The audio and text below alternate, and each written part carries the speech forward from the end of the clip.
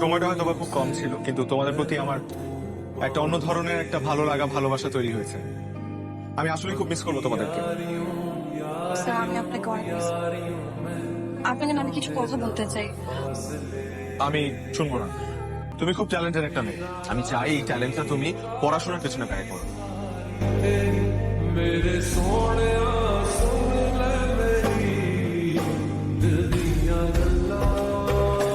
পাশের সিটটা কি খালি আছে? ও কংগ্রাচুলেশনস। তুমি কি ভেবেছিলে তুমি না জানালে আমি জানতে পারবো না?